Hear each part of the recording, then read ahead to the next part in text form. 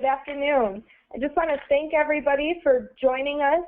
I know everybody's busy with the holidays coming up, and so we just wanted to take about a half hour to go over our claims process. I have Kelly Dobis and Peg Wilkin here. Hello. Hello, everybody.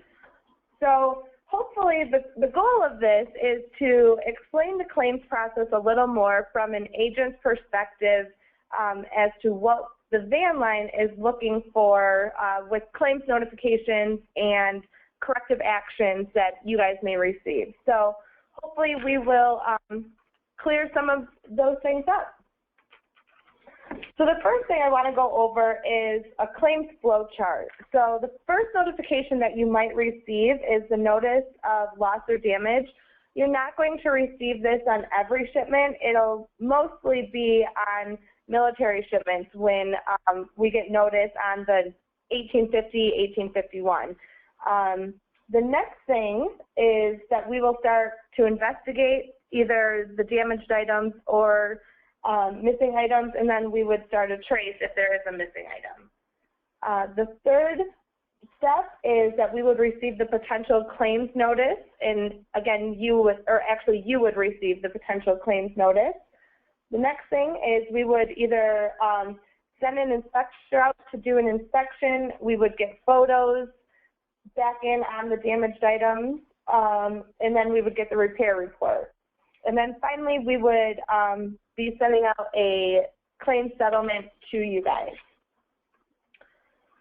So the first notification is the notification of loss or damage. You receive this, and when you do receive this, know that a claim has not yet been filed.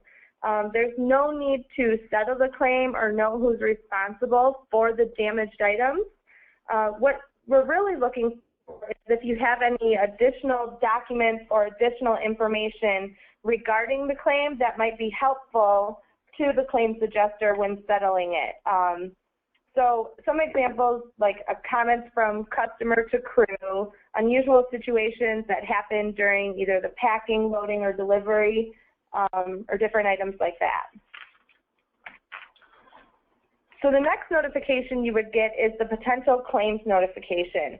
At this point, we've actually received the claim form from the customer, and we're sending you notice to notify you what is all on the claims form, and then again give you another opportunity to give us any additional information you may have. One thing that we would like to stress is if you see that this claim is for a large amount, it's even more important that you respond back to the claims department, and you can do that at claims@stevensworldwide.com, or you can respond to the corrective action responses on SVL Online. Now that is on every agent's main menu when they log in. So if you're unsure on how to do that, or you wonder why I'm continuing to get these corrective action responses, that's actually where you can close them out and stop that that email from coming in. Again, don't wait till you receive the claim settlement to respond to these notifications, which will lead me into the actual claim settlement.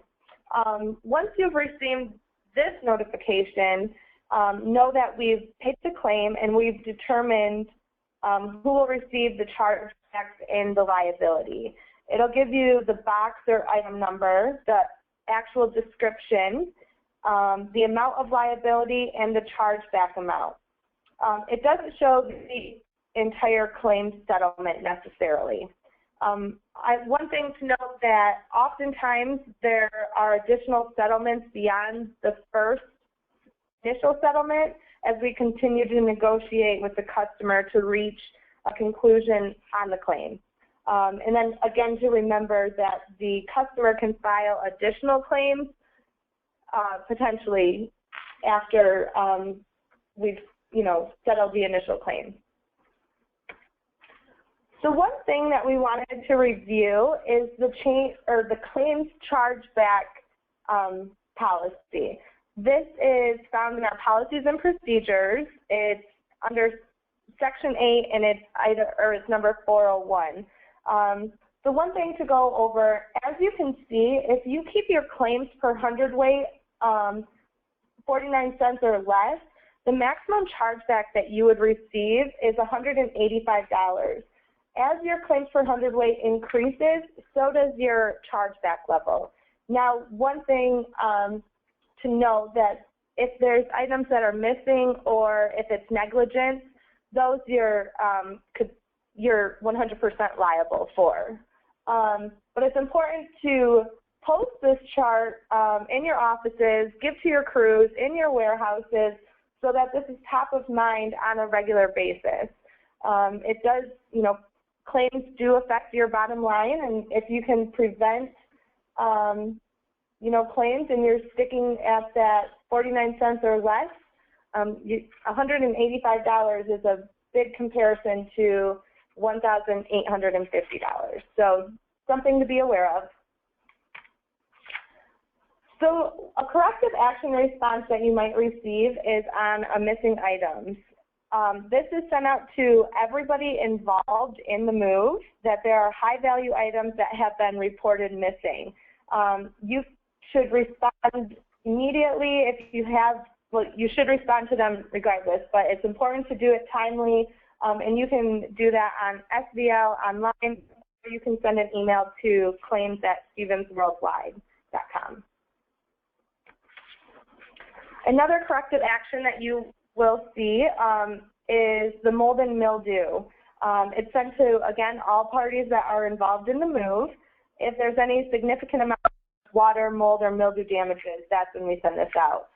This type of damage requires investigation on behalf of the agent and haulers involved in the move, and you can respond back to it on SVL Online and Claims again, or Claims app. Another corrective action that you might receive is, hopefully not, but is the corrective action on theft report. It is alleged, but we send it out when it is alleged by any party that a member of the crew, basically any representative of Stevens Van Line out at residence, has taken an item from the shipment. This could be money, jewelry, credit cards, checkbooks, prescription drugs. So there's a variety of items that you could receive this corrective action response on. Oftentimes, we do get police reports on situations like this. And the first thing that we do is confirm that everybody at residence has background checks completed.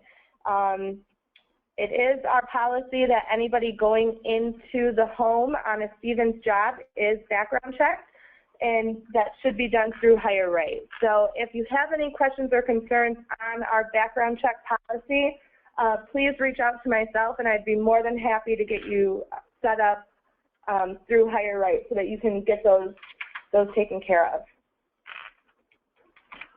I just want to state, too, that these corrective action notifications that you're receiving are what the customer is stating. It's not necessarily stating that they're founded as true or untrue. It's an investigation that we do have, and that's why every party is getting the notification that was on the shipment. Another comment, this is Peg, by the way, is that Katie mentioned it early on. When we send you these notices, you don't need to settle the claim for us. A lot of people take a lot of time going through item by item and telling us who should be charged, and while that's oftentimes accurate, it's exactly what the claims adjuster is also going to do, so we want to save you some time and effort. You don't need to do that. What we do need is for you to tell us things that you think we might not already know, anything that may help us decide who's going to be charged something, anything unusual. If you have pictures, frankly, if you've taken pictures or your driver or crew have taken pictures, they should send those immediately. Don't wait for a claim to come in. But if you've got something that you haven't sent, send it now so that we can use that as we do our claims analysis. But I really do want to emphasize that for many of you who send us a very detailed item-by-item assessment, you can save some time and not go through that if it really isn't necessary for you to do that. Good point. So the Commercial Agency Division is committed to giving a safety tip at each webinar. As we're coming into the winter months, the safety tip that we have is to keep your distance in the wintry weather. So increase your distance between the vehicle in front of you, brake sooner, and try not to slam on your brakes. These are all things that can cause serious accidents, and we want all of our agent haulers and agency family and headquarter haulers and anybody that's on the road to be safe this winter. So now I would like to open it up for some Q&A. We did have quite a few questions from the first round, but we'll give you just a couple minutes to, if you want to type them into the question box, we would appreciate it. So I'll take just a minute or two here to see what questions you have, and then if not, we'll review some of the questions that we had before. While you're thinking about what questions you might pose, I just want to offer again that the multiple notifications sometimes appear to be a repetition, and to some extent they are. If we got a notice that there's damage and then we get a claim, it's most likely going to have the same items on it.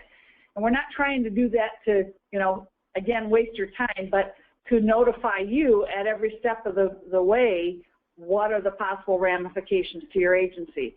The fact that we get a notification of loss or damage does not automatically mean that a claim will be filed.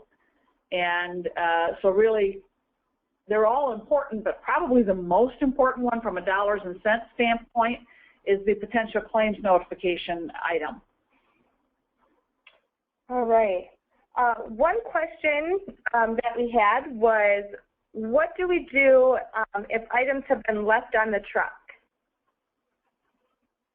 If items have been left on the truck, what we would really, that if they don't know who they go to, make sure you can take photos of any kind of identifying marks on that item, whether it be the inventory sticker or customer's name, and then we'll track down on where that should go to and getting it back to the rightful owner. If the item is left on after the claim is paid, then we're going to have to try to recoup that maybe from the customer if possible, but that's not always an option. Just remember to notify claims at StevensWorldwide.com as soon as possible. You don't need to send it to any individual person, but to that generic email address, and that will allow us to take the quickest action to identify to whom that item belongs. It's not enough to report it to your dispatcher. You can tell your dispatcher to notify claims at, but the simplest thing is notify claims at StevensWorldwide.com so that we can take effective action to getting it back to the customer as soon as possible. Great. How do we update our contact information in order to streamline the notifications and respond timely? All automated, or all the claims notifications go to the email address that we have in the system, the generic email that you guys have provided for us. We do have the ability, if you would like a separate email address for claims information only, to go to, we do have that functionality. So Tom, if you want to send me an email as to who you want claims notifications to go to, I can coordinate that with you. Now, I don't want to set false expectations that all the corrective actions can all go there as well, but I know that we can do claims notifications. Good question. Another one, what do we do if the driver is refusing to sign the rider? Again, what we would want you to do is contact the claims department immediately. You can contact myself, which is Kelly. If I'm not available, you can contact John too, and we will contact John Bank, sorry. We'll contact the driver or the warehouse, whichever one is refusing to sign the rider, and try to figure out exactly the reasons why that is and hopefully get those resolved, or try to figure out the best way to go about doing that and document that circumstance. If it happens to be after hours, you can still use the after hours contact, and we'll be able to try to get that resolved for you too. And that basically goes for the same way if a customer is refusing to sign the delivery or the inventory at delivery as well, correct? Yes, correct. Yep. Good. The key is notify us as quickly as you can. If it is a true after-hours circumstance and you can't reach anybody, call immediately the next day. because the sooner to the occurrence that we know, the more likely that we can come to some resolution so that there's not a big battle later on about who's going to get charged for something if there is a claim. And the best way to do it is identify if you cannot reach anybody for some reason, if it happens to be after hours, but identify on the rider or on the inventories exactly why there is a refusal to sign. You know, stipulating that reason might be a dispute over one item, and identify that one item, because that will help in us to be able to assess liability if an event, a claim does happen on that item. Good. I don't see any other questions. One thing that we do want to go over is upcoming dates that we have. So we do have our sales conference in Las Vegas this year. It's at Treasure Island. We've actually moved it up a month to February 23rd and 24th. So there, you have received notifications on that. Be sure to get registered sooner rather than later, because usually we do 2 sales conferences, but this year we're only having the one on the West Coast because it's actually a convention year in 2016. So we have already started planning for that. It's going to be at Paradise Point in San Diego, and that is November 5th through the 8th. So we look forward to some good training at both events and information. So if you have any questions regarding that, or if you have any other claims questions that come up, please feel free to reach out to Kelly or Peg or myself, and we can get those answered as quickly as possible. All right. Well, with that being said, I want to wish everybody a Merry Christmas, Happy Holidays, Happy Hanukkah, and anything else that you might be celebrating. Be safe. Thank you.